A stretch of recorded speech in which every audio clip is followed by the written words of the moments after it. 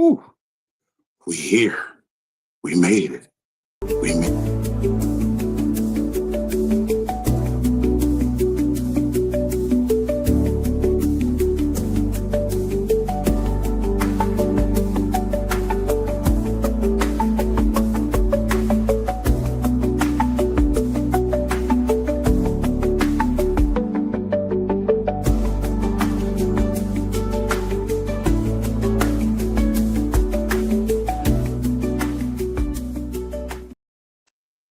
with Big Vino. Big Vino. My grandpa's. Psycho-Babble with Big Vino. Woo! Welcome, folks. Welcome. Y'all already know what it is, man. It's been a day. It's been a day. But we made it. I'm at an undisclosed location because I just had to make it work. I just had to make it work because, oh shit, it wasn't gonna work. I was at a show. I motherfucking just rocked Virginia Beach Funny Bone. How y'all doing? We had a good time tonight, y'all. It was one of them nights where we just had a great evening. Shout out Justin Silva. Shout out Trev Houston. Big Vino was in full effect tonight over at the Virginia Beach Funny Bone, man. A lot of things went down tonight, man. I really appreciate it. Let me give a shout out to my lovely co-host. She's in the building, always ready. I appreciate you so much. We had a lot of fun this weekend out in Nashville. We got to link up. I got to watch the slowest foot race ever recorded in the history of foot racing. Shout out to Mama Philly. Shout out to Mama Philly. For the arms. She runs in slow motion on fast forward. That's what it was. It was a slow motion run on fast forward. And she had on J's too, didn't she? She had on the J's too. She was outside. She didn't give a fuck. And a corset. She had on J's and a corset. And a corset. Yes. That was the real shit. J's, a corset, and a jean jacket. That was wild. A crop top jean jacket. Flapping in the wind, just going behind her. I loved it. I loved every moment of it. Turn it down. We got the sounds up real loud. Let's turn the music down so that we can hear each other. What it do though? What up? What up, though, Rocky? What up, though, Shell? She was trying. What up, though? Felicia Pulley, what's happening? It's Miss Lisa. Miss Lisa.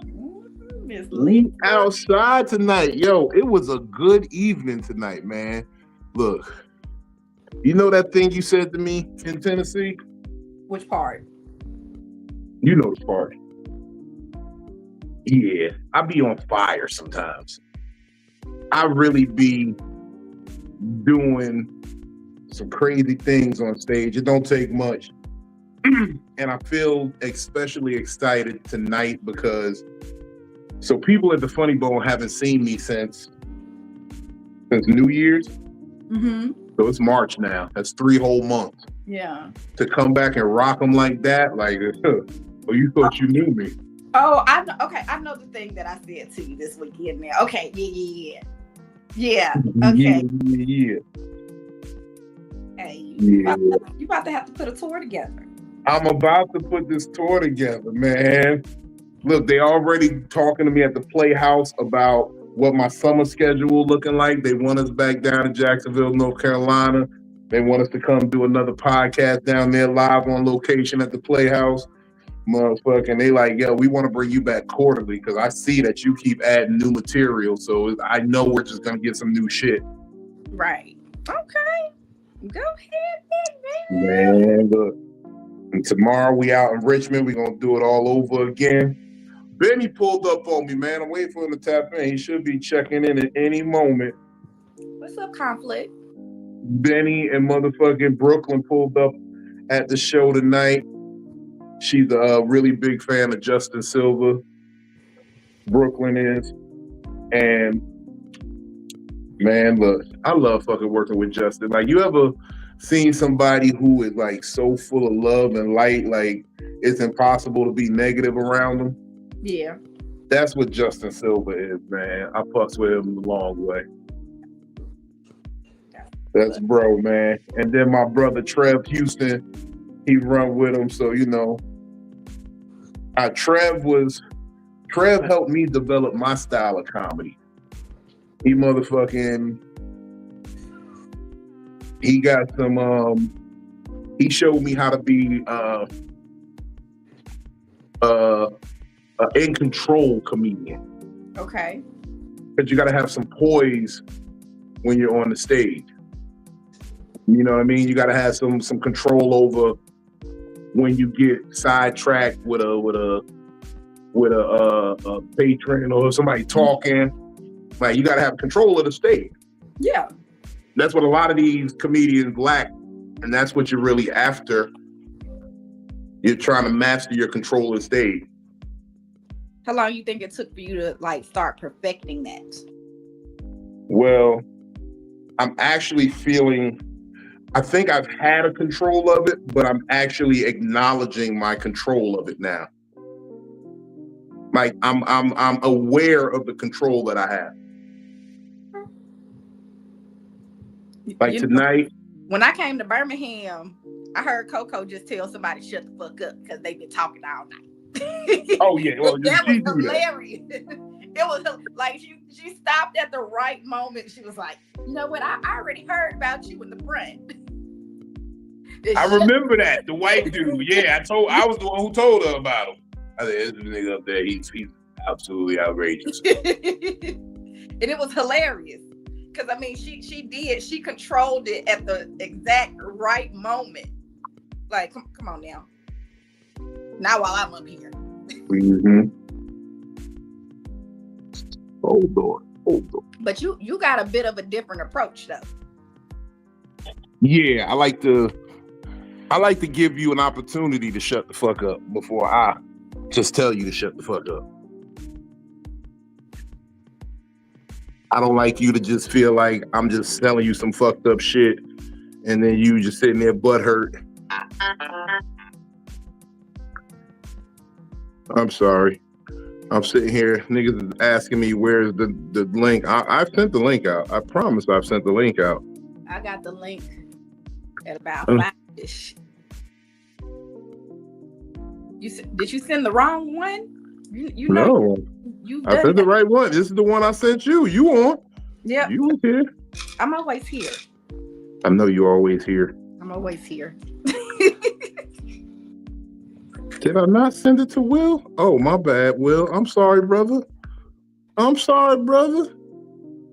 was look, they went crazy on me tonight at the show, man. It was fucking, they bought up all the sweatshirts tonight. All the red sweatshirts are gone. We have no more red sweatshirts. They still buying the sweatshirts when it's hot. Hot as it is. Mm-hmm. Okay. They bought all of them too. Didn't care that it was too big. Didn't care because I only had big sizes left. I had 2Xs, 3X, 4X, and they bought those shits all the fuck up. I'm feeling very. It's some time for some Porto Morgato. We're gonna talk some shit tonight. This shit talking is gonna go in a different direction than we're gonna hope that it's gonna go in a different direction than we planned. But who knows what that Puerto Morgato is gonna do? That Puerto Morgato is gonna make motherfuckers tell the truth. And I ain't even gonna lie, I took an edible. So I took this edible. Did I leave the edibles over there with y'all? Huh? Did I leave the edibles with y'all? Tanuzi, what up though? No. You bought edibles over to my place? Yeah, I had shit in front of them. Shit, where you leave them at? They might have never made it out the. Okay, I'm about to say, hold on. Like, what? No. It might have never made it out the bag. Yeah, I bought some of these. So, and I don't like the texture. What up, people? Turn sideways for us, Will. Yeah, What yeah, up? turn What up? What the up? camera I'm on the sideways. truck. Both y'all I niggas got in you. I got still you. places. I got you. There we go. Sauce Hold on. always look like he got a halo going on. Yeah, I definitely Hey, man. don't. I'm telling the truth. You know what? Hold on. I gotta. There we go. Put my joint on a tripod for you. I'm glad y'all can make it, fellas. Thank y'all for tapping in. Hey, yeah, God is good. What you been up to tonight, Will? I just finished eating dinner for one, not too long ago, Tell but I've them been in cheeks here. look like you still got something in them. Pause. Hey, man. Hey,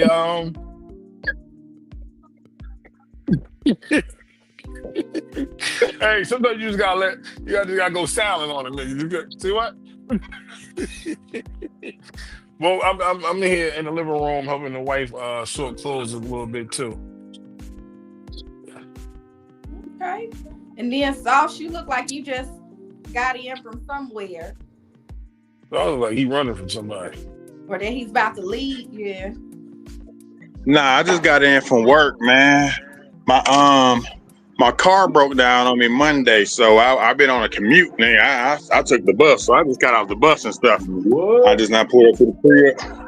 So yeah, I I don't just even like that for you because I seen the Charlotte buses and I saw above nigga P right before he got off the back door of the bus in Charlotte. Them to be like homeless that. people out there very aggressive. So like I said, man, I just got on the bus, man. As I went to work, so I came home, pulled me up some moonshine, and I'm about to chill out here and talk to y'all people for a little bit.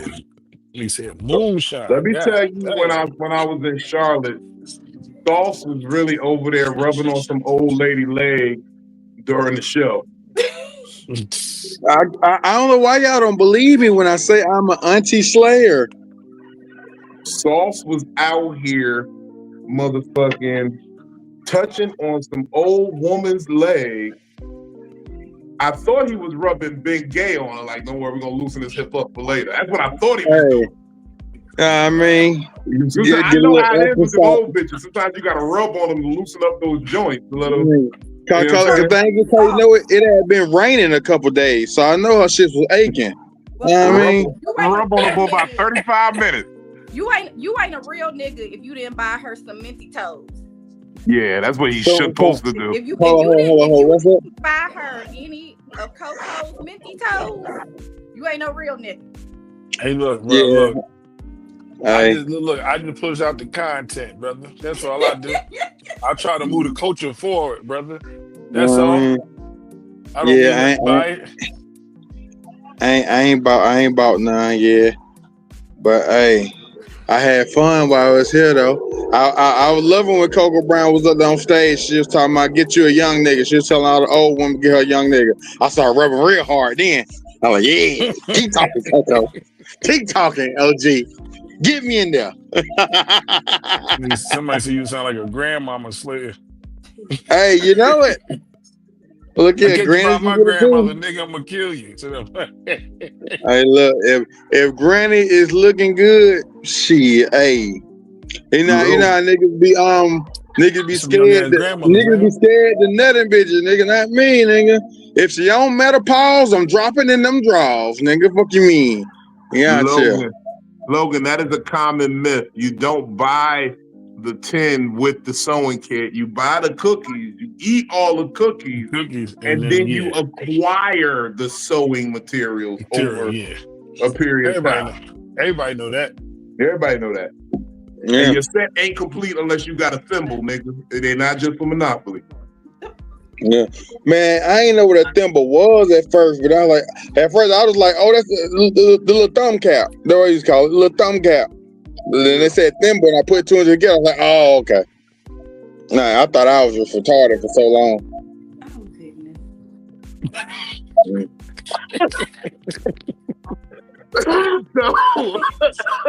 What y'all drinking on over there? That kind of brings me. That brings me a little bit to my topic. I don't know where this is going. Where that's going. But And today in therapy, it was kind of a part 2 thing for me because last week we didn't get to go into it. But, you know, like, I just did this weekend in Charlotte. Charlotte is a real, it's one of them cities that I really, really love. I got love for it before I even touched it for the first time years ago. My grandmother's named Charlotte, so I get sentimental about that. Mm-hmm. And so y'all might have seen me on my IG post. I do it for Charlotte, Charlotte, Charlotte, Charlotte. And I kept wondering, why does this mean so much to me? And it came to my mind that it really means a lot to me because of my grandmother. My grandmother never really got to see me she got to see me begin comedy. She got to see me get out of the streets and pursue something legitimate. She only got to see me do comedy twice. Once I came to a nursing home, I did it for the staff. And then once I did it at a family function where they just wanted me to do some comedy. They paid me. They're like, we will pay you to do comedy. Mm-hmm. So my family won't pay me shit. They just like, say something on the mic. No, they twice. look, my family about to pay me to come be the MC and host of the family reunion this summer. I'm gonna be in Jersey this summer just doing a gig. If you got something on a Friday night, well, I'm gonna give you the date. I just need something after the reunion. We're gonna make that pop. Gotcha. But fucking, my grandmother didn't get to witness the success that I'm starting to now see of comedy. And to go into Charlotte, a semi-successful comedian, where I'm like, I'm not really even successful, but I'm starting to see some success. I'm starting to understand who I am on the stage. And Will, you know what I mean by this. Sauce, you'll get there in a minute. But when you get to that certain level of you know who you are on stage, you walk in and you know what you about to do. Like somebody just said something to me tonight. They said, yo, the set you did tonight, you could open for anybody. And I said, the goal is to be able to close behind anybody. Yeah, fuck that opening people. For sure.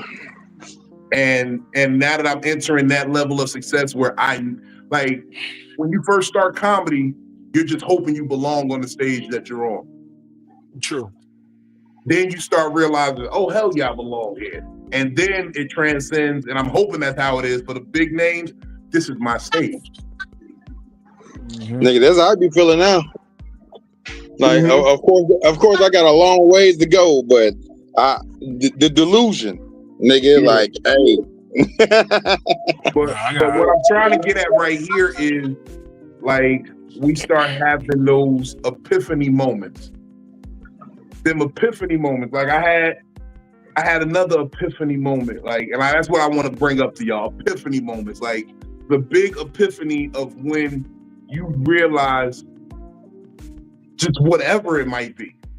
Like, we had a situation with a dirty little Cinnabon recently. And I had an epiphany.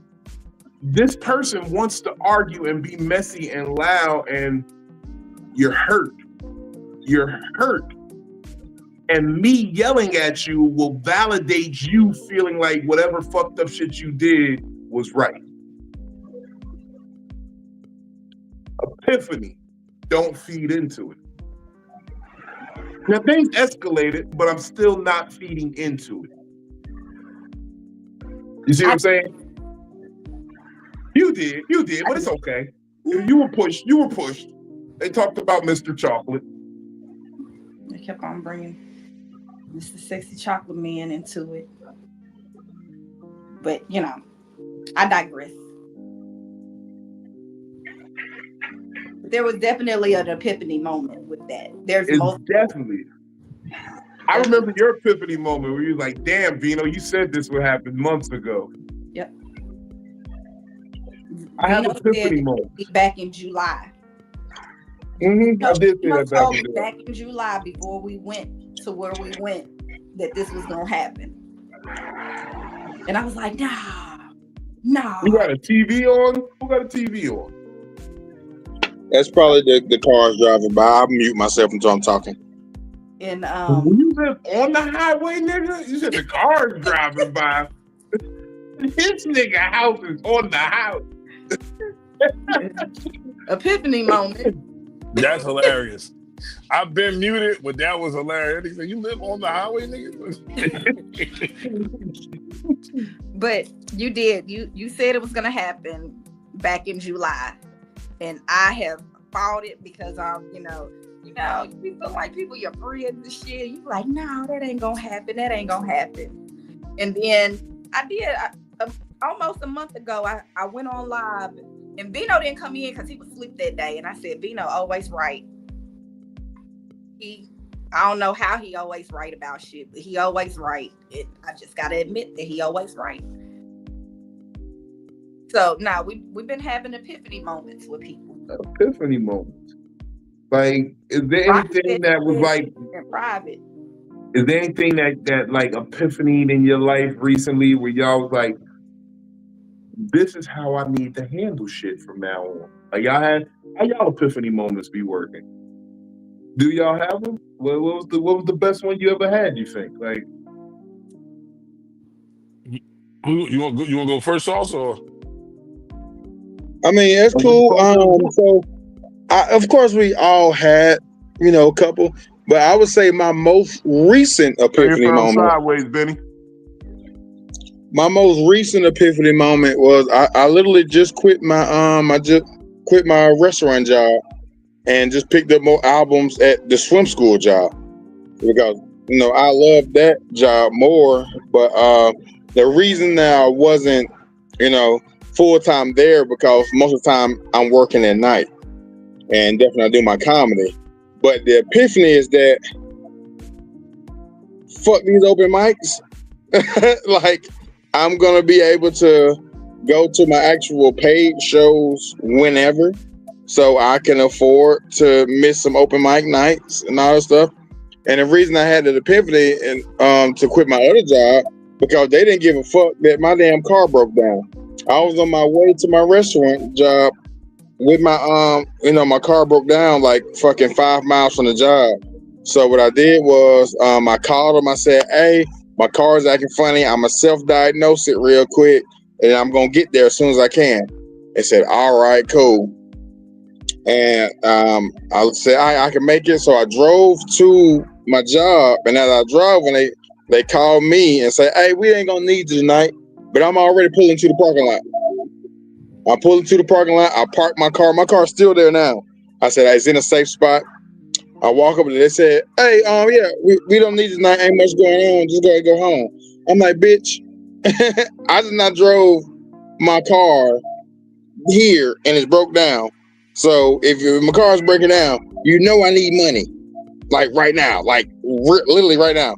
But you think, you gonna take me to go home? That your car was broken down and you needed money? Yeah, no, the epiphany was that fuck this job because they don't give a fuck about me anyway. Oh, no job gives a fuck about you. That's a late epiphany. First of all, you got to think about it like this. Nobody's going to pay you what you're really worth. Because if they paid you what they're really worth, how do they make money? Well, you feel what I'm saying?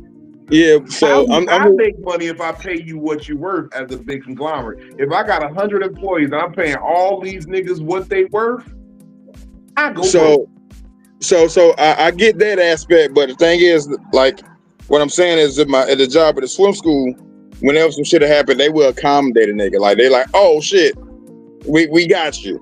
Them niggas, like, even before the shit, they started doing bullshit as far as like. They started scheduling me on days where I wasn't available after I told them when I was available and started getting mad at me when I ain't show up on the days I told them I wasn't available.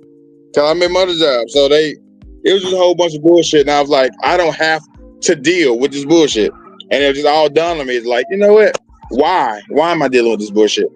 And that was I want to advise this for you. You got to live a little bit. You're still a young man. You just figuring out that. How old are you again? I'm 32. 32? Okay, you too old to just figuring out that the world don't give a fuck about you. No, I'd be into that. No. Hear me out for 1 second.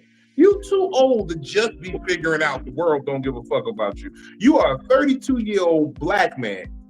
You are a large black man. You considered a large black man. You're 6 feet tall, so you're considered a large black man. You gotta realize the world don't give a fuck about you. All right? That's the epiphany I need you to really realize. You gotta remember the world don't care about us as black men. And it's a hard reality. I told some young men a while back, I said, as a black man, you need to be prepared to wear a pair of handcuffs. You need to be prepared for the police to violate your rights. You need to be prepared to be unjustly handled. And you need to be prepared to keep your cool when all that's happening, because this world don't give a fuck. Your job don't care about you. You think they care about you? You think they want to see a black man winning? I can guarantee you your job probably wasn't owned by a black man. I hate to be off that type of wave, but you know, Elon Musk is shooting Tesla commercials on the White House lawn, so I feel like I gotta say something. Hey man, hey, sometimes you got to be Vino X, man. It's all right. You gotta prepare yourself for this cold world. You gotta be Vino X. I mean, it's all right, you know. Epiphany for me. I wanted to lead, like, if I didn't lead a game yet, but like when I first started, my first couple of times I did decent or whatever. I ain't gonna be like I was great. Did decent. But when I finally bombed, I was like, yeah, I can't lead a game like this. I can't lead a game like this. I can't leave on a bomb. And you was gonna quit after the bomb? No, I was gonna quit. I wanted to quit after a win. I didn't want the bomb to take me out. Yeah. I ain't really want to be a comedian at first. Wow. I just wanted to try it. I ain't really like get into it like heavy, like until I like, okay, this is really what I want to do until I bombed. When I finally bombed, I was like, yeah, wait. I can't lead like this. I can't lead like this. And so when I started getting better, my epiphany was I just wanted to be better than the nigga that was there that night that like disrespected me. That was the first one. Nigga name was Top Flight. I had bombed in front of him, and I'm new in the game. And I walked up to him, I was like, yo, man, I apologize, man. I'm kind of new. After this nigga looked at me dead in the face and said, no excuse. Oh. You know what? No I ain't mad at that though. No excuse. Hey. I have got standing ovations around this nigga now. I done headlined over this nigga, all kind of shit. Like I already he don't get it twisted. He good. I ain't the nigga ass or nothing like that. But what I'm saying is that was like the first pivotal. Like yeah, I got to get past this. Somebody like this, and then just epiphanies of just like being a household name. You know what I'm saying? Like in my little area, I'm who I am. You know what I'm saying? I said I was gonna be that nigga, and I was gonna be that nigga in Jersey or whatever. And I'm one of them niggas. I ain't the big dog, but I'm one of them niggas. You know what I'm saying? So, it feel good to have an OG see you and be like, nah, this young nigga right here always a problem when he come up. So yeah. Those type of epiphanies, but we got some more coming. Yeah. I bombed in front of Howie Bell, nigga. Oh man, really? Nick, it was because of the nigga PJ Lawless. You know how he get up and start host lining, and the nigga got up and started going 30 at the top. Damn. Then he did a piece of my joke, and I was just like, and I don't make no excuses for it, but this is what happened. I was in my head thinking like, did he just try to sabotage? Did he do my joke on purpose? Like he know that's the joke I be saying, right? Like, so I'm in my head thinking about that, and I just got off to a bad start. and I just never got my footing up under me, and I was bombing. And Howie, I get off stage, Howie look at me, he go, man, what the fuck was that? And I was like, I don't know, man. I don't know. I don't know, man. I didn't take my insulin. My diabetes acting up. I got My diabetes is acting up. Hey, so weird, I looked man. at hold on, Monique Latif looked in the car at me. with Tasha Face. Yeah, that's what I had to get in the car with Tasha Face afterwards. She was over there with Monique Latif, and they was looking at me. They was pointing and talking. I was like, I'm gonna just go sit over here. And I just followed protocol. I stayed away from everybody. I got the Tasha fuck was away. hugged up against the window in the car. Yeah, Tasha didn't even want to smoke the blunt with me after. Hey, you trying to get away from that nigga with the bomb? Oh, that was that You trick don't want when to you get that came bomb up. on you? Yeah, That's that trick you had came out a couple of months ago. yeah. Oh yeah. Y'all told me about that shit. Nigga, I Well, was in man, that I bitch think I got like, lucky. I had to go put my foot in Mingle's ass because of that. Because I was like, we were supposed to do 3 spots that night. I was like, we went straight up to Smokey. I'm like, Smokey, I ain't gonna lie to you, man. I just bombed, but I'm here to fight back. Hey, you gotta get that redemption, my boy. And Hey, you look, that New York redemption City is the fire. place where you do it. New York City is the place where you do it because Yeah, you can New do York. multiple spots each night. Yeah, New York, but New York will challenge your ass. I'm telling you, bro.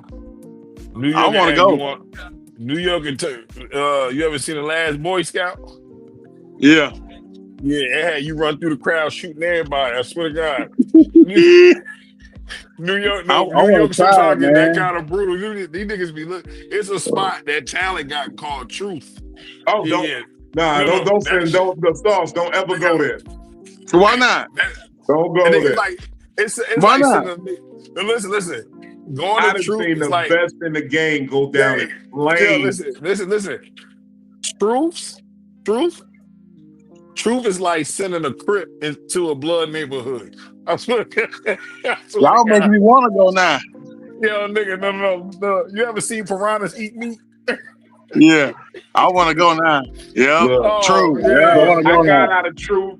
I got some Look. laughs at Truth by the grace of God, and just the fact that I just was not gonna let them niggas treat me like that.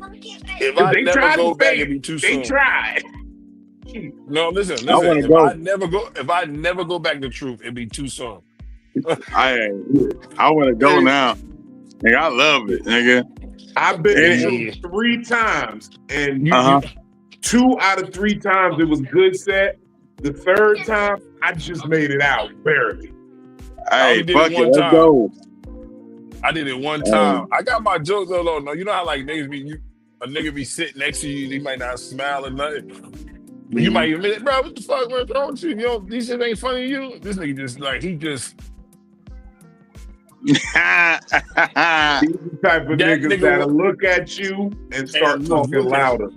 yup. I'm with it. That shit sound fun. Yeah, That's that no, shit it's not crazy. fun. Nigga. Benny, I don't know, man. I like rough rooms. Like, of course, I like the good rooms too. But you get a certain satisfaction when you win and you win in rough rooms. Oh my god! I feel That's elated. not a real room. It's quick. a Hold on real it's a quick, guys. gauntlet. Benny Blanco, you came in, man. Go, what's up, my brother? I see Benny. you. What up, though? The car ain't too loud, is it? Nah, the car ain't too loud. You sound like you in a fish tank, but we good. I want to ask you a question real quick. You might have missed it from the beginning, but we talking about epiphany moments today.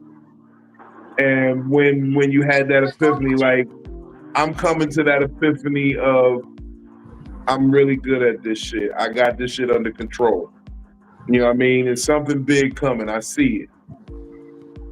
Anything in your life ever like rung your bell? Like you're like, oh shit, this is why have I been ignoring this my whole life? You ever had those moments?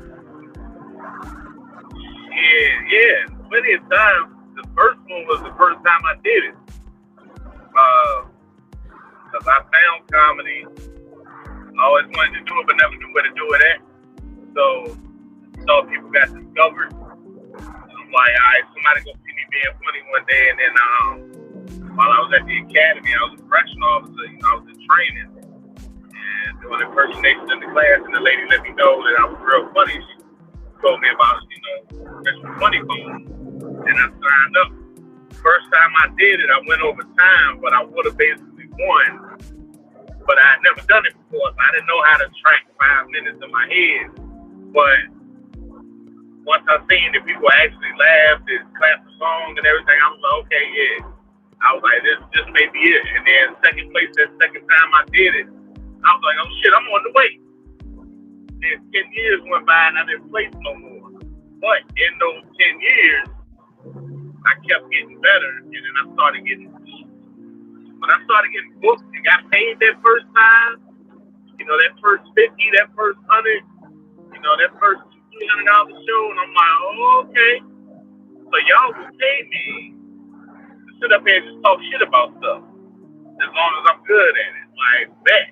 I've been doing this my whole life.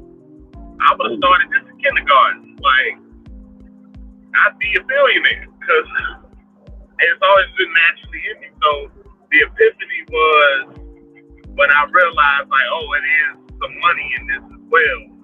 And it's really just me being myself. So I get paid completely to be me. Like, if you just tell us all about these jobs don't care about you. They really don't. And even the ones that care don't care. It's still just a number in their computer. But with this, I get to be myself. I get to be myself that I may hide from people. But because of the position I'm standing in, I get to fully be myself, because aside from the heckler, nobody can stop what I'm saying for this 5, 10, 15, 20 minutes, an hour, whatever, So I get to truly speak my...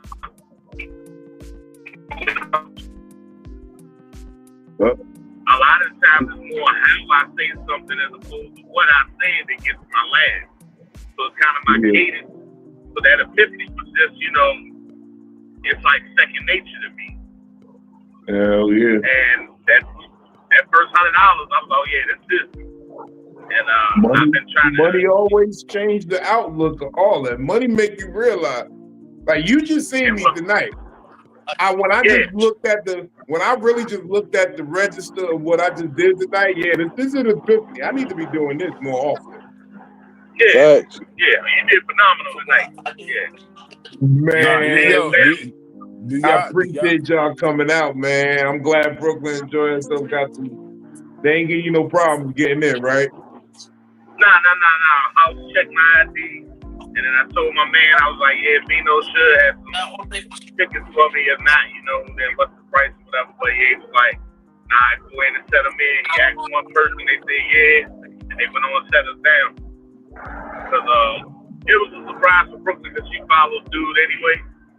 And like I told you, I thought you were saying silver. So when I saw who it was, the video you put up earlier, I'm like, oh, that's the dude she be following, that white dude saying all the funny Spanish shit. I was like, instead of going where we was going tonight, I was like, nah, I'm gonna take her to that. So this is somebody I know she follows. That's a good man. Yeah, you see that? That's a good man. That's good husband material. I aspire to be like you one day, Benny Clark. I hope I find me a woman that's ready to be that type of just get lavish with good surprise gifts. Because look, when we pulled up, she was like, oh, you came to the Funny Bone? I was like, yeah. I didn't have an attitude. No, I ain't said Funny Bone. But you was like, you came to the Funny Bone? I thought you were She thought it was going to be something special. And then I guess it doubted her a little bit. I didn't know. I thought she was going to do it.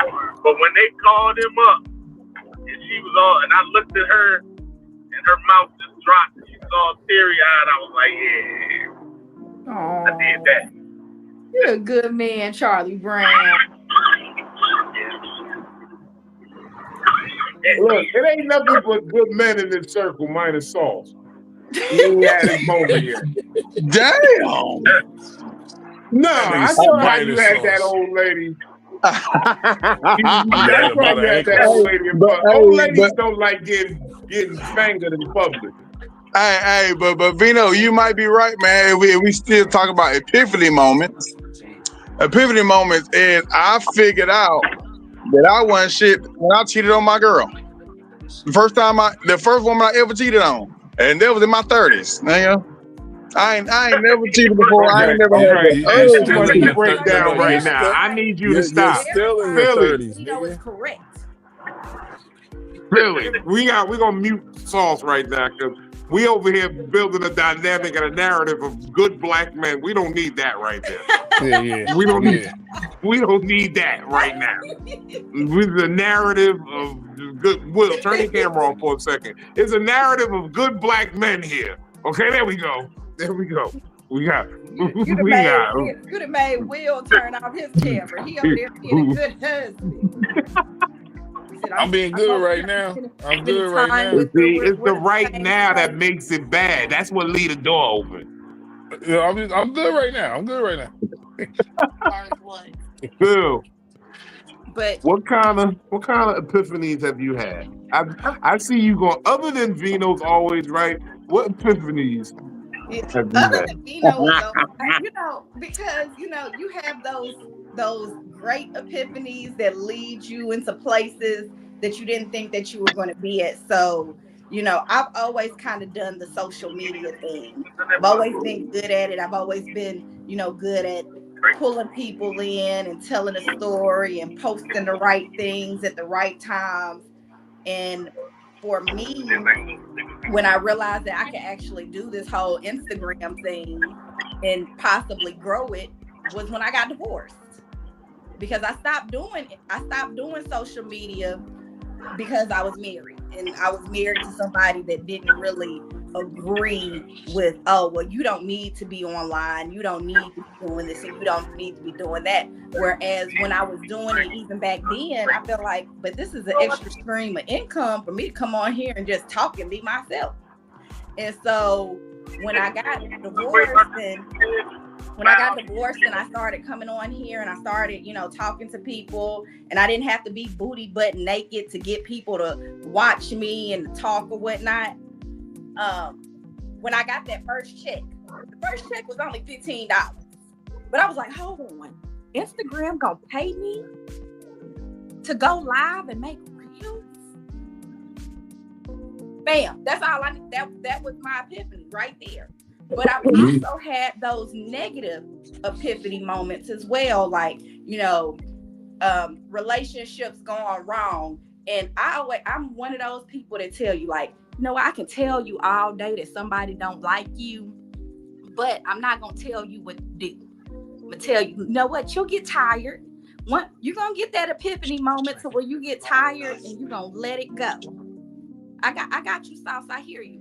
And I had my epiphany moment where I was in a 2-year situationship, y'all. And I got into a car accident, and this man didn't even ask me if I was okay. Oh, and I left it alone. Oh, shit. Ain't been back, ain't talked to him, ain't did nothing. Then completely moved the fuck on. The most ironic shit is it looked like his hairline was in a car accident. You would think he would check on a nigga. He know how that feel. God damn. Yeah. It looked like somebody put a straight razor on the steering wheel, and then the airbag bust and hit his forehead and he did wild shit. And then he came back out. That's hilarious. But Philly, I ain't want them. This was just me agreeing with you. Okay. That's all. Yeah, that thing was the first. That man's hairline was crazy.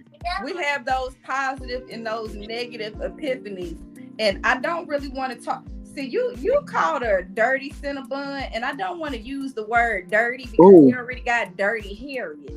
I want to call it like a smashed Cinnabon. Oh my God. The smashed bun. A smash, yeah. The smashed bun. And because of the epiphany that we've had, I don't even want to touch on that on Psycho-Babble. I don't want to, but if we want to get petty with it. First what we talking about? First of all, our motto. Petty above all. Petty. Okay, well, I'm not going to hold this party in then. Well, come on in, Petty the Bell. I've already been being petty. He's more petty. He's more petty. I have. I've been being very petty. I have seen it live. I didn't get to watch all of it yet. I get tired of liars. I feel you. Do tell. You tell. And you know, that was the first lie. The victimization was the first epiphany. Hold on. You know how she meant it for real? Because she said victimization. She made sure all the victimization. Oh, you gotta clap. You gotta clap on it. That's how you get the syllables in. I didn't realize that this person liked to be a victim. So they all like to be a victim. And then the reels and the story started happening. And then I got quiet. But then I got loud. So, you know, Bino did. He had already let me know. And once I had my epiphany moment, because Bino had already let me know this shit was gonna happen, like I said, back in July. And we've been rocking with it. We've been rocking with it. But as for me, I always tell people, like, when y'all my friend, I don't let nobody talk about my friends around me. Mm-hmm. I don't let people move a certain way around me. There's certain shit that I don't entertain. And so when I started seeing that stuff was being entertained, I said, oh, damn it, Bino was right. It was right. I don't like being right. I'm actually my therapist said this is very self-destructive. She said, why are you looking to be wrong? I'm like, because nobody cares that I'm right. Oh yeah, man, shit. Nobody cares. I might have told my therapist I love her today. You did it? I did. You told your therapist you love her? Yeah. We do a video chat, and then when I ended, I was like, all right, thank you. I love you. And then I hung up real fast. I don't know what she said back. I don't know what she said back. And if you call it back, you owe extra money too. You know, that's a second call. Yeah, I think we're gonna talk about it next week, maybe. Shit, like, so last week we ended, it was kind of Did I hear what yeah. You know, Michelle, I'm gonna be petty if we bring it there, but I'm really not trying to be the person that brings out this epiphany moment. I'm trying not to. Look, you should. I feel like I've been petty on a different platform, but if we go there, we'll go there.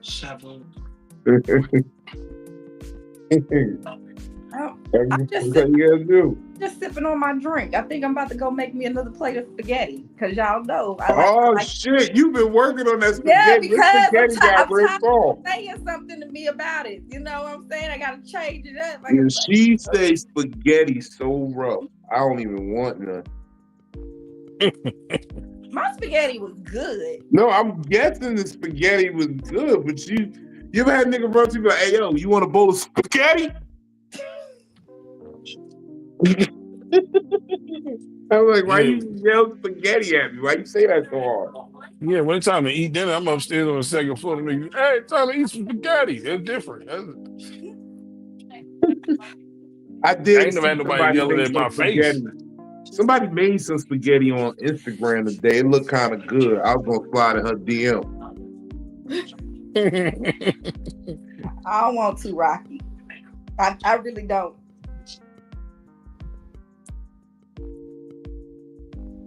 Oh my God, cum dumpster.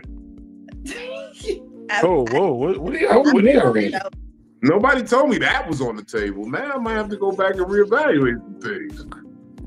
What are you reading, brother? The comments on the side. Oh, my bad. I don't see no comments. There you go. Like, I really, look. Who is that? Who that supposed to be? Never mind. It just registered. Never mind. It just registered. He flows sometimes. Look, they defunded Weak Weight education system after I left. Yeah, they didn't get all the upgrades. Hey, Will, you know who was down here tonight? Oh, the nigga Trev. Houston? Yeah. Oh yeah. That's the homie. He was down here with Justin Silver. All right, I put like this. I put like this. Trev Houston is a milestone for me. Yeah. I seen Trev Houston on BET Comic View on the first Yeah. episode of that new season with Kevin Hart, right? Yeah. And then before the season was over, we booked him on stage, and niggas walked out. This is only my second year in comedy. Niggas walked out of that building and said, "I don't know who was funnier, Will or the headliner." Yeah, that was a milestone for me. That was a milestone. I murdered that night too. Oh man, I murdered that night. Good shit. I told my mama to shut the fuck up on stage. That's the first time I ever said my mom. Yeah. I told my mom, but no, you gotta hear the story. You know, I wasn't disrespectful. She was fucking. I got you. I got you. All right. My mom had broke up when I first started comedy. Like maybe a month or two into my comedy career, my mom broke her leg real bad. So this is the first show she come back and do the show with. Now my team, I had a team. It's called Comedy Ground. I actually have a company called Comedy Ground, but it was like 4 of us on the team. I closed the show. Like I'm the closer. So everybody went up and they said something like about a cougar or something like that. And my mom is making mad noise. And I'm like, yo, why is she making noise? My dad is older than her. And they still together. So why is she talking about she a cougar? Like, what the fuck? Like, what is she doing? So I'm sitting, I'm telling niggas like, yo, that's my mom. You didn't Why even know that was my mom. Sauce this story? Look at him. He's interested. No, yeah, whatever. My mom ain't no cougar, my nigga. So I'm like, she was just playing along with the joint to let these niggas have a moment. But I'm like, yo, so I tell the nigga, I say, yo, the nigga talking about my mom. The nigga I just told, he gonna say something about my mom. I'm like, yo, what the fuck? The next nigga, I looked at him, I said, yeah, you say something about my mom, I'm fucking you up. I don't give a fuck, because I already told you, both of these niggas. So when it finally came up, I changed my whole entire set, nigga. I walked up there, and I turned the music on. I was like, Mom, shut the fuck up. You're killing me tonight. What? Since when you was a fucking cougar? Like, I go in, and niggas was dying, and my mom would say something back. I said, see? That's what I'm saying. You won't shut the fuck up, and you killed, like, and it was just funny. Like, everybody died laughing off of it, so it was like, it was cool. Nigga. Hey, good shit. We can circle this back to Epiphany, man. My dad's first comedy show, he low-key saved me. That's when I was like just a little over a year in comedy. I'm at the Comedy House in Columbia, South Carolina. Packed out house, 300-seater. I'm in this motherfucker, and like my first year, I'm doing 5 minutes. My very first joke was about how I didn't know how to eat coochie. That's my very first joke. I did not eat coochie. Was there a fedora there? Nah. Probably 2 or 3. It was about 2 or 3 in there. So look, so I'm going through my set, and I forget my very last joke. And I still was in that rookie phase of where a nigga freeze up for a moment.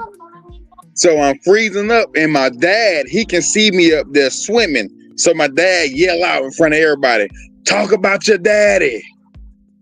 Thank you, Pops. So I said, yeah, if y'all ain't know, that's my Pops right there. You know what I mean? And to be honest, I ain't got no jokes. He taught me all of these jokes. So he the one that don't know how to eat pussy. And the whole fucking crowd cracked the fuck up. Why? Thank you, Pops. I know I had to do it to you like that, but appreciate your Pops. And that's one of my top 5 favorite moments in stand-up history so far. Like, I love it. It's probably my number 1 moment. I ain't gonna lie. Appreciate your Pops not knowing how to eat coochie. I had to give my father an epiphany moment. Okay. My dad he has 2 daughters. Well, he has 3 now. He has 3 daughters now. We have a little baby. And my dad grew up with a mother and father that still, kissed them on their lips even well into adulthood. Okay, just quick little. And my daddy thought he was still gonna do that even when I got married. And I had to tell him, I said, Daddy, you can't be kissing me on my lips. I suck dick. I don't even kiss my kids on their lips. Wait a minute. You tried to kill that man. Wait a minute. I fucked this world up, okay? I did. Yeah, you tried to put him in the grave. You just... No, I used to do I used to do niggas. No, I used to do niggas like that too. I'd be like, yo, man, you kicked your mother in the mouth. They'd be like, yeah. I said, you know your mom suck dick now, man. Like dick. Don't be kidding. And when your mama get loose now. You know your mama get loose. That, he was like, I ain't kissing your sister on the lips no more either. I said you shouldn't, because I think You shouldn't. Oh God. That's the boat. I never like my family was never wanted to kiss each other on lip. We'll do a forehead or a cheek, but lip, nah. Nah, that's just the way that they grew up or whatnot. Yeah, that's how I grew up like that. I grew up like that. Yeah, and definitely just the cheek. Cheek, nigga. Because one of the things for real, I always kind of hated it when because he smoked cigarettes. I don't smoke cigarettes. So, you got something that smell like a cigarette in your face, and then you be like, Dad, like, mouth on my cheek, don't you might blow your nose. When that air come out their nose, you smell cigarette air. And so he be like, I don't care, you always gonna be my baby. So when I finally was able to be like, Daddy, I suck dick, stop kissing me on my mouth, he was like, damn. Look, we only do the cheek, and you don't even gotta let your lips touch the cheek. You can do the little the church kiss. Yeah, do the church kiss. And since then, he don't kiss do none of us. Do the church kiss unless you Sister Janet with all that booty. Come here, Miss Janet. Come here. You give me a kiss. Come on. See, you weren't paying attention to Coco yet, because you ain't gonna keep on saying it like that. It's Miss Ma'am, okay? You laugh like a creep. You laugh like a creep. That's why. Look, you might be pulling them, but you ain't keeping them around. Then they keep you around for a little bit. Just a little bit. I'm not Mr. Right. I'm Mr. Right now. Mm-hmm. That's what you supposed to be. I kissed her on the lips every chance I got. Mm-hmm. Rocky, I've been the same way. I've never have been big with contact either, but I'm working on it. But that's true. Yeah, you know what's fucked up? Trill in the comments still talking too much. Oh, what the fuck you doing? You gotta say hi. Shut the fuck up, nigga. Don't conjure him up. Hey, that nigga Trill ain't had that epiphany yet. Hey, man, don't send that nigga the link, man. He trying to get over here in a few minutes. The link. He had gotta the link get out the of here. whole time. No, that nigga epiphany ain't gonna come through. He's talking about I had epiphany. I was walking around here and shit. And, I was really doing real stand up, man. Like, and I was standing up when I was doing the stand up, and I was. You going to hell, nigga? That nigga epiphany, like, because I'm a real gangster. I'm a real gangster. I used to walk. I used to walk. Right. I used to, and I was smart and I could read, right? And but then I got with my wife, right? And then like you like, nigga, what we going with this story? What I'm tell you is my legs used to work. I know. I know, nigga. That nigga like, yeah, but I be rolling up on niggas. Man, I know. We see that, bro. We know. Hey. He wrong as hell, man. You think Trill tell niggas he a stand-up comedian? You think he tell niggas that part like he a stand-up comedian, or you think he just tell niggas he a comedian? Which y'all think? That nigga a roll-up comedian. That nigga sit down.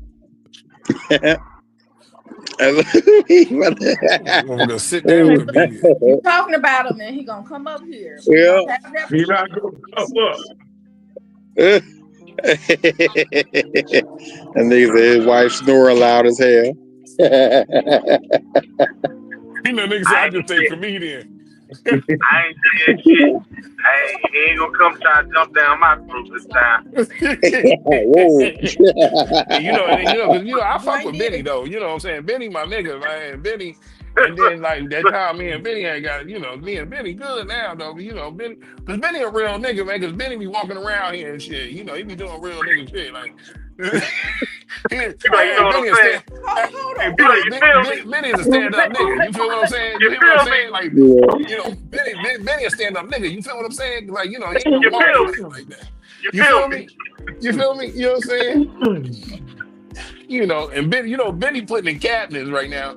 Benny got cabinets in the house. This nigga is petty as fuck, boy.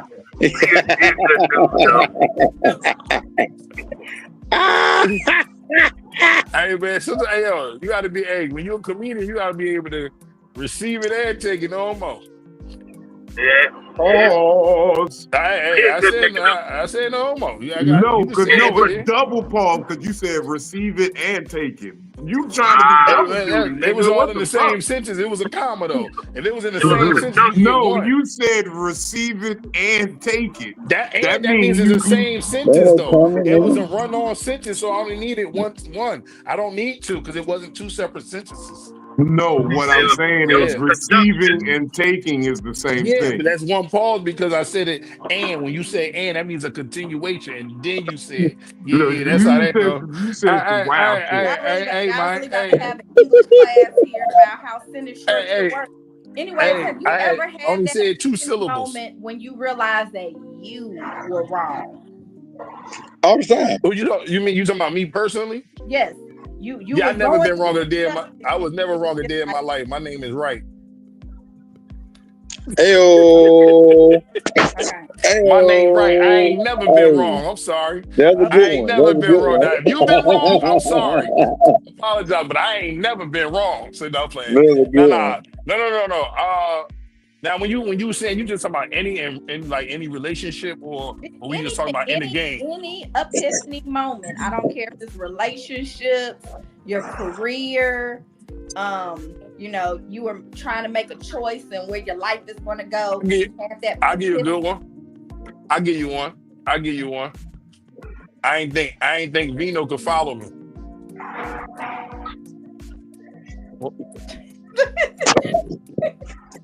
He tried. Why are you getting him started? He tried. This is. I might as well use one that's on the show. Like you ask that type of question, I might as well use one on the show. This is my brother. Like this is no. The fact that he stood tall after me, and and my performance on a scale of 1 to 10 was like a 15. No bullshit.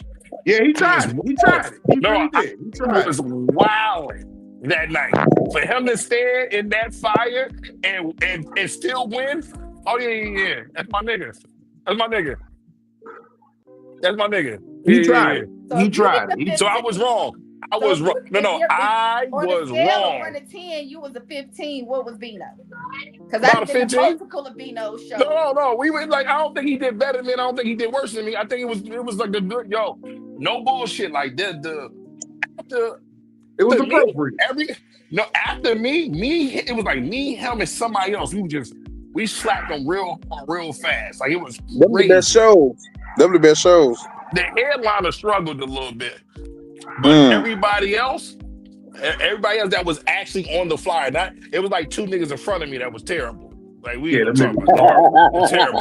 One nigga had like he did like good dad jokes. They was kind of cool. Couple of them caught us off guard. But after that, I came in and I flamed. I went off. Them niggas had me licking my chops at the stage at first. Cause I'm like, oh, them niggas trash. This nigga Will better do something. And then Will came up and flamed it. I said, oh, that's what you about to do? Okay. Yeah. Bro, I love that shit. I ain't even say nothing to him till motherfucking after I went up. Oh yeah. I ain't say nothing to him till after I went up. We ain't even really we knew of each other, but we ain't know each other. We gonna see what it is. It was perfect. It was perfect. It was like, because it was some turmoil before it. Like some bullshit that happened before. No, I'm gonna tell the whole story. We gonna tell the whole story. Fuck. All right, tell the whole story. The nigga JP Justice tried to set us up against each other. He tried to play us against each other to not like each other. So he put me after Will because he knew Will would take it to offense. because I had not been doing comedy as long as Will was. So motherfucking JP intentionally put Will walked in figuring he was the feature. And motherfucking, he was like, no, Vino going after you. He tried to rile Will up. Nah, he better than you. He probably told him he better than you or some shit. It like it worked. He was like, yeah, It like it nah. worked. You know, you like Okay. the warm-up fat nigga. You probably said some shit like that. Yeah, you know how he be talking. All right, it might have been a This little is bit of where I'm that. surprised at you, Vino. Huh? You're telling this story and you actually saying dude's name that he goes by. Yeah, I don't give a fuck. You don't What he even gonna do? call You him want to that. fight? I punch that nigga in the heart, make him shit on himself. I don't give a fuck. Vino don't, I'm just laughing. because Vino don't give a fuck, and a nigga already tried to slick shit not too long ago. I am not gonna be afraid of a man who slept with a hermaphrodite. I promise you that much. Whoa. Okay. I'm with Philly. I'm with Philly Wait, on that one. wait. I'm with Philly on that. I'm with Philly. How did you turn your camera off that fast? How you turn your camera off that fast? He got a That mouse shit in her was hand. instant. He got What a the mouse in her hand. fuck? That shit been right there on that what's name. Anyway, Nigga. All I'm That took saying off is, so fast. this is what the nigga did. He tried to pit us against each other. it was He a little bit motherfucker, before he that riled too. Will all up. He made it Will was- go all crazy. And I ain't mad at it. I invite the challenge. I like to All go after good comedians. That's my favorite I thing. can't give it all to him, right? I can't give it all to him. I have a problem. So my problem is if someone knows who I am and I don't know who they are or whatever, and they be like, yeah, I know of him and I know what he's capable of. I know I have to live up to that night. Like I have to live up to that or You whatever. gotta turn Because up. You gotta show out. so because what happened was Vino was beefing with somebody I fuck with, right? He was beefing with the nigga, and the nigga tried to use me as a bait, like, yo, Will, you know this nigga? This nigga talking, I know you. I'm like, bro, I don't know nobody named Vino. I don't know nobody named that. I'm sorry, or whatever. But Vino knew who I was, and which is nothing wrong with it. I'm just saying he knew who I was. And when I seen that we I was on heard the fire, you fuck with my cousin, David J. You fuck with my cousin Dave. Yeah. So you know, it was like a couple of different things like that. So when I finally met him, I thought like he right. I thought like I looked at the flyer, I'm like, yeah, I'm definitely featuring. Cause they probably gonna let Shorty like or whatever, but I think I'm a feature. And that nigga walked up to me and was like, nah, you going up first out of the group. I said, really? Damn. I said, all right. And then I had my uncles in the building too. I had my uncle in the building. Oh yeah. I had to wild out. Cause they weren't gonna, and they from New York. They ain't gonna let me live it out. I ain't never coming back to see you again, nigga. Like you. So I had to wild out. I wild out that night.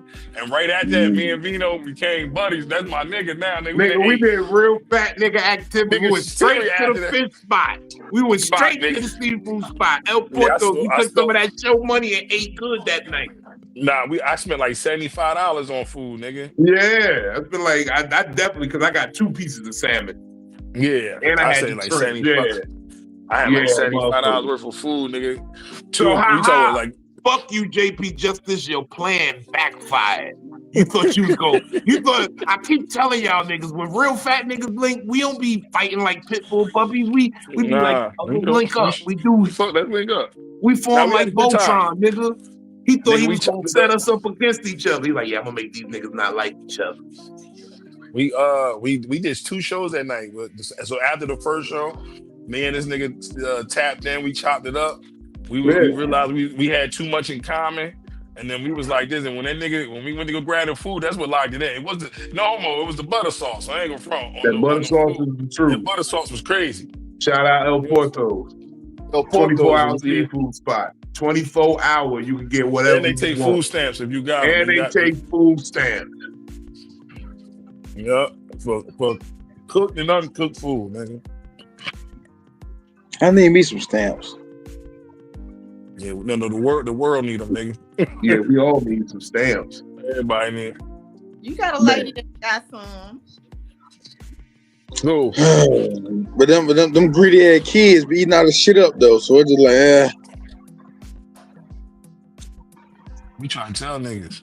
Look at Tree. Philly, I got a question for you, Philly. That nigga pointed. That nigga said for you. When did you know? When did you have the epiphany that you was gonna steal my cheesecake and eat it all yourself? Mm. You got him back here laughing. That's why I'm about That's to a good bring question. some on the camera right now. When cheesecake did y'all you talking know about? that you were gonna steal my cheesecake? I ain't steal shit. Well, you talking about that? You talking about that cheesecake when y'all went to that spot? Did y'all ever go to that spot together? No, we went to cheesecake. The what's that? The Peach Cobbler Factory. No, but shout out to the homie, Mr. Chocolate made a cheesecake with honey bun drizzle and strawberry graham crust cracker, It was and it was delicious. It was a honey bun, cinnamon roll, strawberry filled cheesecake. And believe it or not, it wasn't even as sweet as it sounded like. It's sweet to the taste, but it wasn't that sweet because it didn't raise my blood sugar. My feet didn't even swell up that night. That shit sounded like type 2. It sounded like it. Listen, That's hilarious. I can't eat too much of it all at once. See, I don't eat a lot of sweets, and so we still got your piece in there. Your side of the cake is still in there. And Pack it in some dry ice and vacuum seal it, pack it in some dry ice and ship it to me. No, what I'm gonna do is every time I go live with you, I'm gonna eat a little piece. Deliver me some, okay? That's cold blooded, man. Every time, hey, babe, can you your side of the cake? Some cheesecake. Your side of the cake. That's like an R&B album, nigga. Your side of the cake. No, it sound like she trying to fuck the friendship up. That's what it sounds like to me. Bino is one of my favorite people on this planet. Yeah. Now that you not his, you keep getting his cheesecake, you ain't gonna be his favorite. You ain't gonna be his favorite person. Okay. See, when he comes back to Nashville or whenever we meet up with him again, I'll ask Vader, fix it for him. He ain't got it. Why you worried about old cake when there's some new cake? We can get you some new cake. Like how you that sounds like a mixtape too. You might have just saved the friendship with that. Why you want old cake when you get some new cake? Why you worried about old cake? That sounds some old head wisdom right there. Yeah. That do. Have some new shit for you. Yeah. I'm gonna say that to the YNs, nigga. Why worry about some old cake when you get some new cake? But until that day, Southern Belle. We forget that she's Southern Belle. I'm gonna eat this cheesecake in front of you every time now. That's cold blooded. Don't do that. Turn the camera off. Don't do that. That's disrespectful. God don't like that. Don't do that. That's disrespectful. Don't do that. Don't do that. At least you gotta pray over the bite though. Don't do that. Don't do that. And he talks about it's not that sweet. I don't eat a lot of sweet. And so like one slice of it, it's taking me like 2 nights to eat one slice. Cause I'm just not a sweet eater. No. Okay. Yeah, so it's You like salt. You more of a salt person, like chips. I'm not a sweet eater. Like I like wholesome meals. I need you like bread, my meat. It's always you little tiny ones. You little tiny ones eat like y'all eat like y'all ain't never ate before sometimes. So y'all place be big as hell. Them little tiny ones. I be hating the little tiny, little skinny ones. Oh my god. The little skinny ones, they eat like they have never ate before. You be like, I know you look like you need it, but god damn, like you ain't got to eat it. That's one of my jokes, man. That's one of my jokes, man. Like that's I want to smack that plate out of your hand so bad. I want. What flavor is that? Why is it disrespectful? The inside of it is strawberry. Got strawberry cream. Oh, okay. Then it got graham cracker crust. Don't describe the disrespect. No. I thought that shit was bleeding. No, it's pink. It's pink, nigga. I'm about to say, yo, man, that shit ain't done. You gotta finish. You gotta I put hope that back in the oven. Your stomach crazy with some crown and you got a boo boo all night. Now that's a good epiphany. Look, the way I've been getting these meals, I'm ready. Yo, why is that fork so big? That's a big ass fork, really. That's the biggest fork I ever seen. That fork is huge, right? Why is that fork so huge? God That's a damn. regular size fork. That look like the fork that was on the wall, nigga. You know the No, that wasn't. that shit like the fork that was on that wall, nigga. Got the garden fork, In your granny house, you used to have that fork and spoon on the wall. I used to have that fork. That's hilarious. Shit. Yeah, that's some shit. Now that's some shit to remember your grandmother for. Like There you go. it's like the leather, the plastic on the couch, and then in the kitchen they used to have them motherfucking forks on the wall, nigga. That's crazy. I remember them fucking forks. And, Nigga, the plastic's on the couch. I never got it. You mean tell me you got a couch, but we can't even sit on it? Like, No, you Can I can just say something real quick? They got Can I just say something real quick? I'm about to fuck y'all up.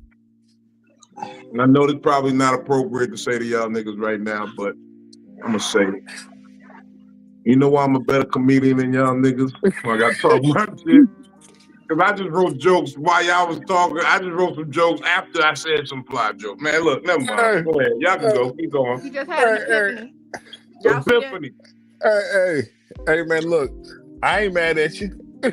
You better feel Jokes like that. came together. I ain't You mad better at feel you, like shit. that. I feel like I'm a better comedian than most niggas. Hey, I feel the same way, my nigga.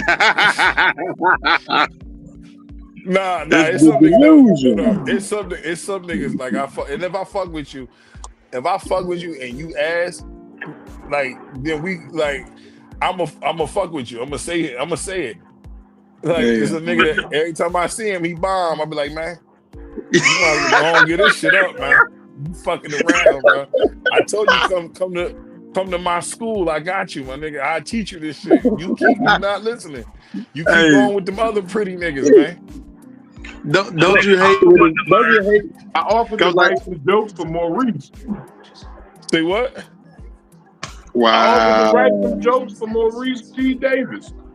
I ain't never took a joke from that nigga. You said take No, a I'm joke saying from I offered to write for him because he was so trash. I was like, yo, I'll write some jokes for you, bro. You could be better. Yeah. I offered to help niggas too. Man, Like, yo, don't you you gotta hate? give me your whole check every show. Hey, look, I ain't friends with unfunny niggas, but don't you hate when an unfunny nigga weasel their way into being cool with you, and then you're like, damn, I'm cool with this unfunny nigga now. No. I don't mind hanging with the unfunny niggas, bro. Because everybody need to look up to somebody, right? What my thing is that you ever rolled home with one of them unfunny niggas after you did After good? they bomb, nigga. That ride home is different. On the way down, on the way to the show, y'all niggas listen to all kind of good ass music. Yeah, on the way All the home, way this back nigga to don't want. That nigga want to hit an engine. That's it. quad. Don't let that nigga be. Hey, Don't don't you let it hate be when his they car. drive? Don't you hate when they drive? And then That's you what I'm like, saying. Don't let it be damn, their car. Don't let it be their car. That music ain't coming on, nigga. Them niggas sitting in the car just thinking about all the failure. nigga, I rode the Spartanburg with a nigga. We was going for a comedy competition, and he been in the game longer than me. But like, so he was trying to give me pointers and all type of shit. That's crazy. Boy, I went at that. And I won the shit. This nigga ain't even place. And we driving back. This nigga like, man, I think I should be taking notes from you. Unfunny people are not the problem. Because, I'm cool. I can make a good joke every now and then. I don't have a problem with unfunny people because everybody ain't funny. What I have a problem with is, I want to say uncool, because unimportant people, and you put them in positions to try to make them feel important, like putting them on a podcast, and then they show how unimportant they are. So I don't care about unfunny people, because all of us ain't meant to be funny, okay? But it could be interesting putting unimportant or uninteresting people in a place where they need to be interesting, that's a killer. Go ahead, Benny. I know you've been trying to say something, Benny. Go ahead, Benny. Nah, I was gonna say, the worst. Y'all was talking about niggas in the car. I said, nah, it's worse in the lobby. When everybody coming up to you like, yo, man, you killed that shit, yo, funny as hell. And then they come like, have a good night, they just walk out. Yeah. No. Yo, this happened to me before. My man took me to the show with him. It was his show. I go down there and I do my thing. I kill. He goes and he bombs. So after the show, everybody coming up to me and they like, yo, good job, bro. Real funny. I like this joke about you. Da. And when they walked up to him, they kept going, hey man, keep it up, man. Just keep that's the worst. Keep at it, That's man. the You worst. be They're like, all hey man, keep do what you doing, man. You know, keep it up, nigga. Stick with it. Nigga. Stick with I it. said, Yeah, when a nigga. That I keep going is crazy. I had an off night one time, and I ain't do good. Motherfucker talk about keep at it, and you know when your ego be hurt, I'm like, nigga, I do this. I was mad as hell, boy. I was like, yeah, but nigga, I've been doing this, nigga. Shit. They be like, nah, man, I would have been trying some new shit tonight, you know. Yeah, you know. That ain't what I normally do. Come back next week. I normally, you know. Now that I know Don't you hate when somebody want to fight and you know they really don't? Yeah. You really can't lay hands because they ain't gonna go that far. They just want to talk it. You know, one time I got challenged to a fight. This nigga. Who said this nigga? Me? You wasn't even there for that. I know I wasn't there for that, but I don't heard you. If you would have laughed. If you would have laughed. You'd been in trouble too. Who, me? In trouble too. That's hilarious. Yeah, you would have been in trouble if you laughed at anything I said. Wow. You would have laughed, this nigga, or you would have gave a spot-on, funny-ass impression. This nigga tried to accost the man of God. Well, I don't really know if he's a man of God anymore, but you know, a man with a wrinkled suit on the Apollo. Oh, who we talking about? Wait a minute, who we talking about? Look, first of all, I hate the way you eat this cake, Billy. That's why I'm eating my nachos over here, because I don't want to look at her right now while she eat that cake. I can't look at her. She got that motherfucking spoon off that wall, nigga. Told me. I don't want to see it. Nah, the way you ate it, these last couple of chews. The way you ate it was filled with sass. Like it was just like. Me and my therapist been talking about this. Walk away. Walk away. How you gonna walk away on Zoom? Like this? Not the bus driver. This is why when I was getting all that sexy motherfucking innuendo shit, motherfucking DMs, I look down. I never look at my phone. Because I don't want it. My thing is, you got to be a terrible person to offer me some rabies pussy. Rabies? Like raccoon? I didn't say that, but like foaming at the mouth? Like what you mean? Delirious? If you get bit, you gotta go get a shot. They gotta kill that animal to make sure it's not.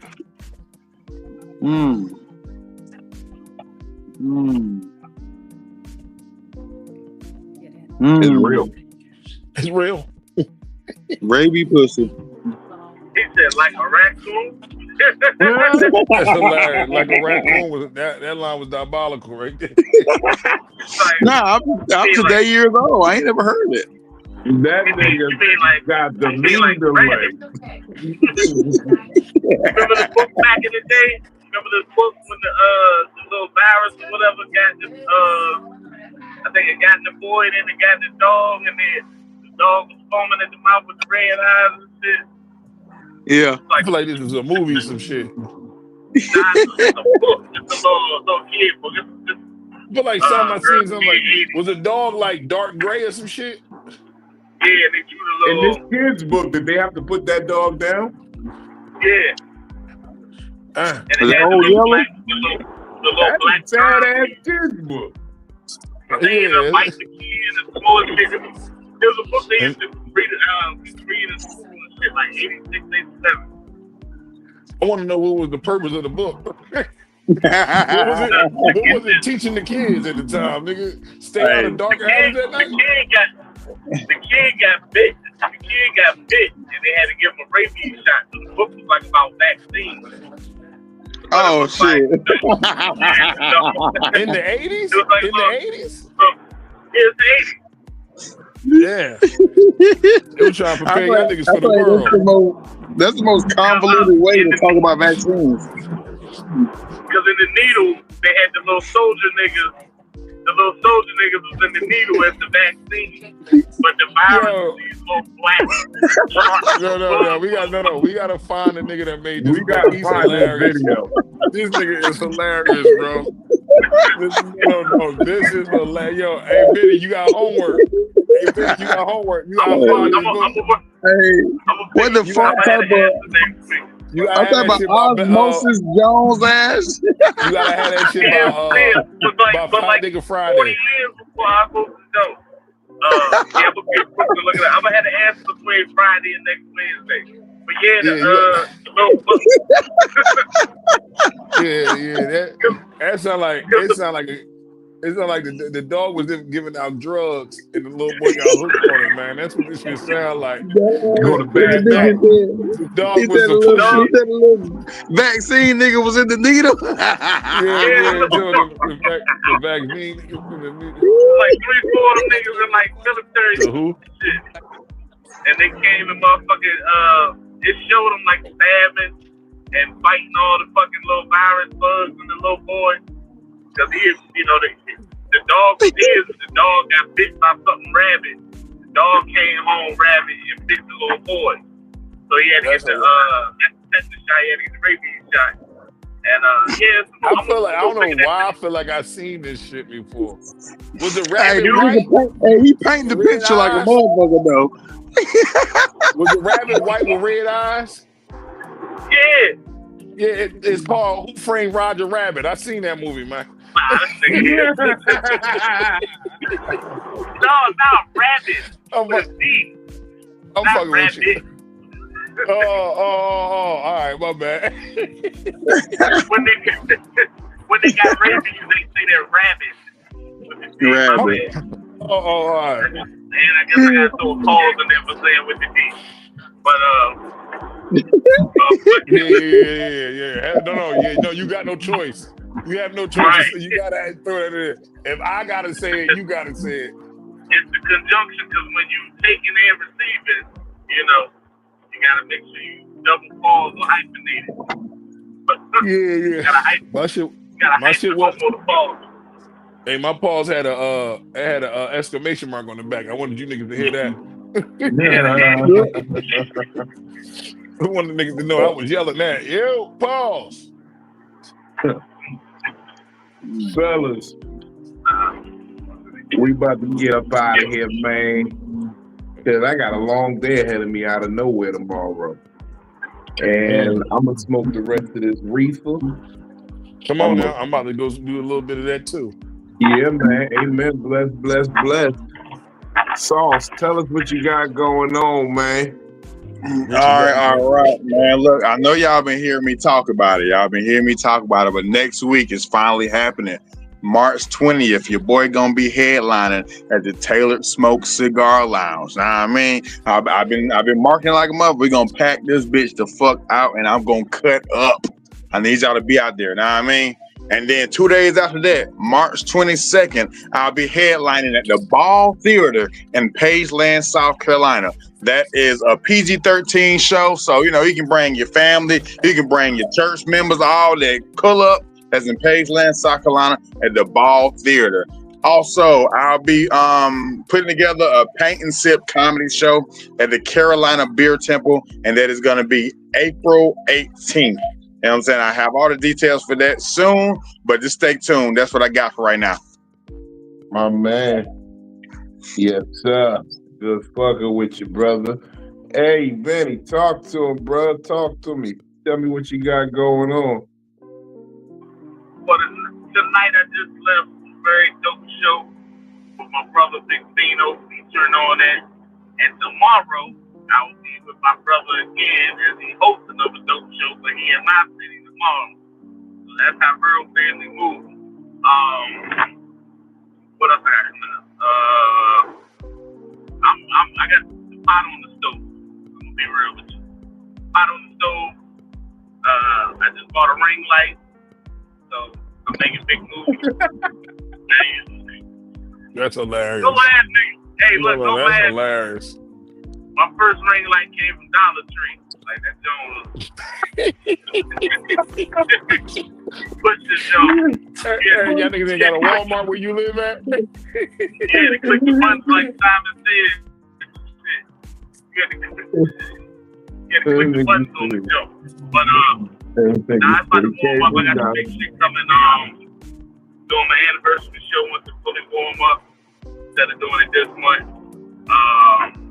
Man, I'm about to hit the road, real talk. I'm about to be pulling up on a lot of people. I just like, if you can see in my back seat, I got a whole front bumper in my back seat right now. Because I got hit not too long ago, so I'm fixing the whip, getting that right. And I'm pulling up on motherfuckers. And I'm about to strong arm stage time. Hey, I can't wait to have you out on the road with me, brother. We gonna be doing some great things. Motherfucking Chillis Willis, tell us what the deal is. Shit, I got my next joint on the 22nd right now. I got Ladies of Laughter with Nina Dawkins in there. Got some nice, funny ladies on there. I'm hosting that. Then I got my show on the 28th in Philly. Good Vibes Comedy, come through Philly, support. I wait till we get closer to April. I'll get into the April stuff, but that's what I think I got left for this month. That's it. My nigga, can't wait to see you out here. Yeah, I can't wait either. Motherfucker, Philly Field. Hey, hold on.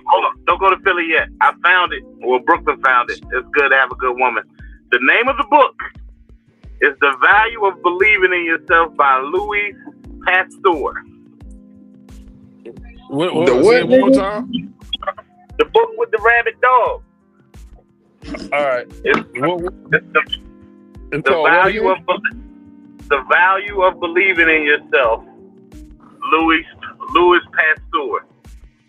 The Value of Believing in Yourself. Yep, that's the name of the book. With the rabbit dog. Yep, with the rabbit dog. Oh, I remember this nigga. I'm reading this shit tonight. By Spencer Johnson? Tonight. Is it made by Spencer Johnson? This joint had Louis Pasteur up there, but it might be Spencer Johnson. But yeah, The Value of Believing in Yourself.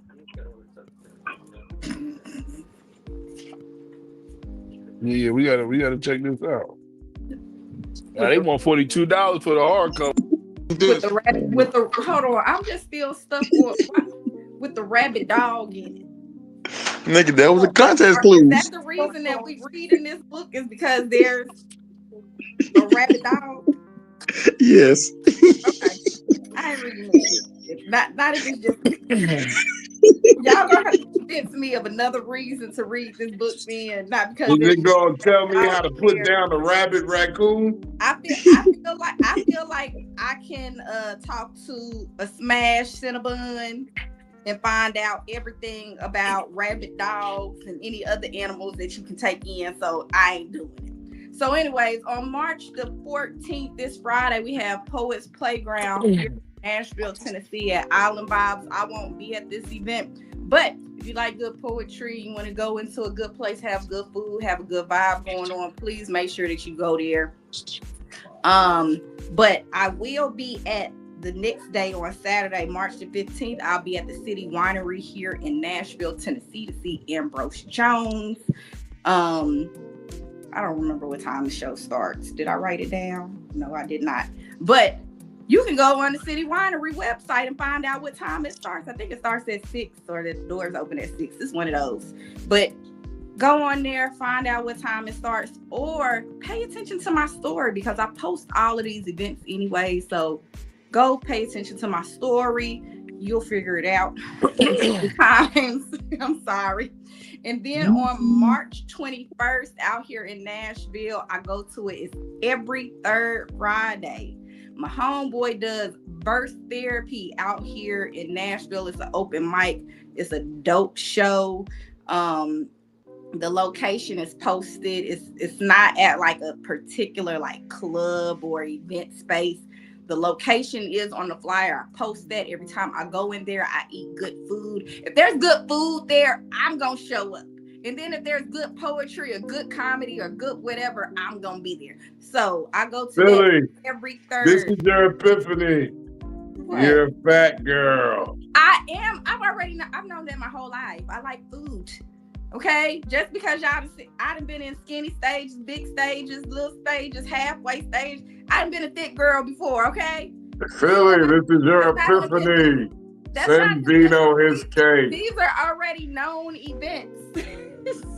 These are already known events.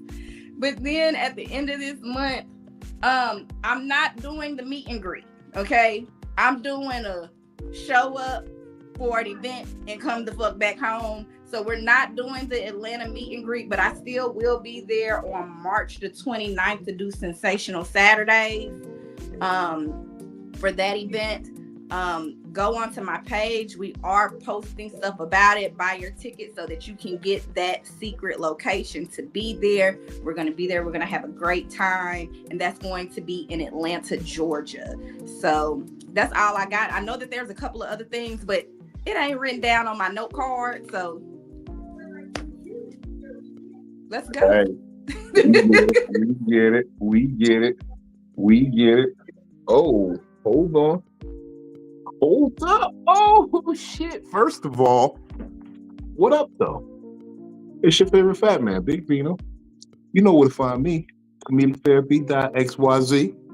We get the last laugh. Big Vino Comedy, all platforms. Look, I got a few things going on. First of all, tomorrow night, Thursday, March 13th, we are going to be in Richmond, Virginia. Be out there with Justin Silva, internet sensation. And then I'm going to be out there with my man Trev Houston. Shout out, Trev. We going to rock the Richmond Funny Bone. We got one show out there tomorrow night. Then, boom, we're going to shoot on down to Raleigh Friday, Saturday, Sunday. Friday, Saturday, Sunday. We're going to be at Good Night with Michael Collier. My nigga Showboat. You already know what we do. Collier Clan, Michael Collier Morning Show. Y'all know what we do. It's great over there. We're having a good time. So Raleigh, I'm showing up heavy. We gonna kick it. St. Patrick's Day weekend. Let's get right. What I got next? Oh, Peabody's Comedy Brunch, March 23rd. I got the Quality Comedy King, Quincy Carr, coming through there. We're gonna have a good time, man. Got my man Hatton Jordan, and you got myself, of course. And this next one I'm gonna tell you about, this is the coup de grace. This might be my greatest work I've ever put out there for y'all. Big Aries Energy. Virginia Beach Funny Bone, April 17th. Big Aries Energy. It's a birthday celebration for all Aries across the globe. And we're gonna get out there. Every performer on the show is an Aries. I got my man CJ Crack, straight out of New Jersey. Probably one of the best comedians in the country. And a lot of people would say the best comedian in New Jersey. This nigga is hilarious. Been on True TV, been on Comedy Central. Hilarious.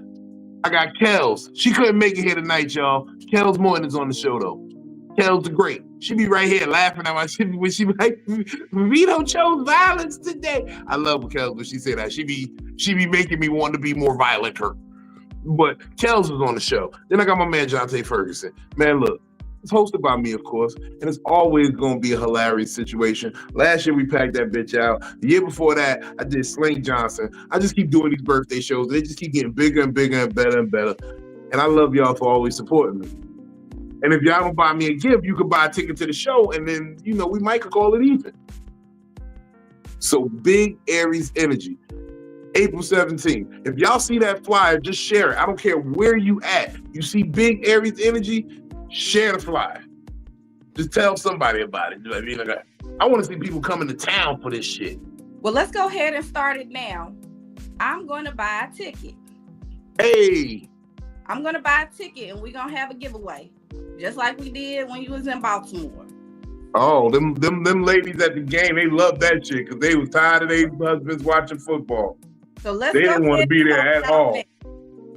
So I know that I have other people and Bino has other people that might not be around the area that'll buy a ticket and we can get a little raffle going on. So if you're in the Virginia area, you can go and have you a good show. Virginia Beach Funny Bone, come fuck with me. And I'm gonna tell y'all like this, and I don't just say this type of shit just to be saying it. Vino makes my mom snort. She snort laughs out loud, okay? So if you want, I snort laugh. Had Logan and this over is not there. like your traditional grandmama laugh, like he made my grandmama laugh. Like she don't look like nobody grandmama. She don't look like no grandma in the first place. But when I tell you, you're gonna have a good fucking show, okay? You're gonna laugh, you're gonna tear up a little bit, but you're gonna have a good show. So I'm gonna put some money into it. I'm gonna buy a ticket. And y'all make sure that whatever giveaway that he does, that y'all are tuning in to how to win the giveaway. So if you're in Virginia, shoot, I think it's gonna be some people's spring break. Look, It's gonna be beautiful. First of all, let me say this. My birthday, I've never had bad weather on my birthday. In my entire life, I've never, when the day of April 15th comes, it's always a beautiful day for some reason. I don't even know how to explain it. I cannot recall an April 15th when it wasn't beautiful.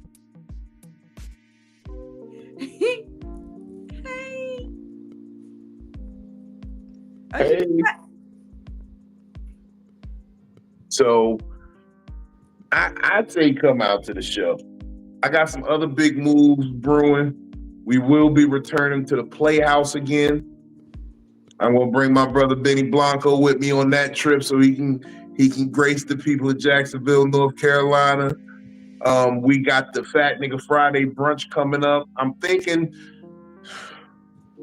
I should do it in June so we could be fat niggas with our shirts off on the beach. Well, my birthday in June. I'm here for it. Sure, this comedy. That's gonna be a June. Should we do it for June, gentlemen? Because I'm gonna do next month. I got Easter, the 420-ish Easterish. Hey, mama. May I got to do it for the ladies and the mothers. So I like to put females on the May show. I think fat niggas need to come right after the mothers. I'm with it. I'm coming bone crusher style in June. No shirt, just a towel. We'll walk on the beach and eat sausage and peppers and shit while we do. Vino, before I get out of here though, because y'all know I feel like I'm a walking billboard. I have on Brilliantly Filthy. This is a Honey Drippers collective. Hold on. I gotta get you the solo layer. Hold on so they can see it. This the Sexy Chocolate Man's, design right here. Okay, so the Honey Drippers. There's a piece of this poem on the hood. I probably can't even get this thing up. Hold on. The honey drippers. Yeah, the Honey Drippers Collective. You know, they go around, they do their erotic poetry. They have different Y'all know Tiffany? Huh? Y'all know a girl named Tiffany? We might. We might. No, because I had a honey dripper named Tiffany. Oh, he's talking about a different type of honey dripper. But who makes these, Fred? Havrox. Okay. We'll have to put that in the comments. But yeah, he does good work. He got the patches on there, you know. Tell him if he got one in the 4X, you know, a big nigga wear it and put it on. I'll stand next to somebody famous and wear it. Okay. And take a picture. Okay, there it goes. Havrox. He makes them. So if y'all looking for somebody to do some great work on some shirts for you, all sizes and colors, hit him up. They say it's not just vinyl. There's patches on here and everything. He does a lot. So I like that. We gonna talk. Tell him.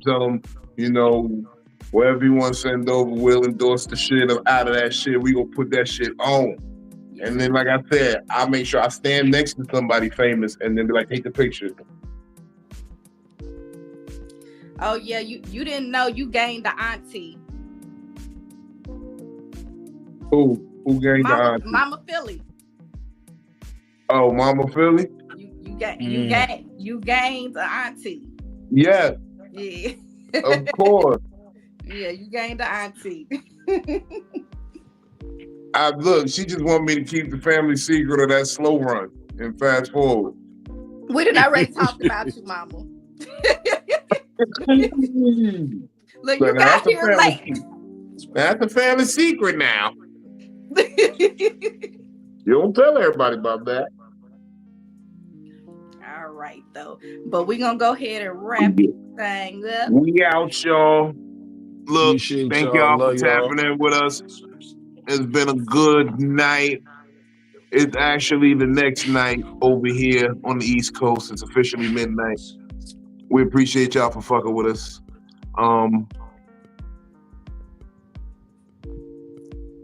My thing is just get an STD check because we've all been on screen with this person and we never know what could be transmitted through these ways. So I keep my mind. I called my doctor this morning. I'm up for a checkup this week.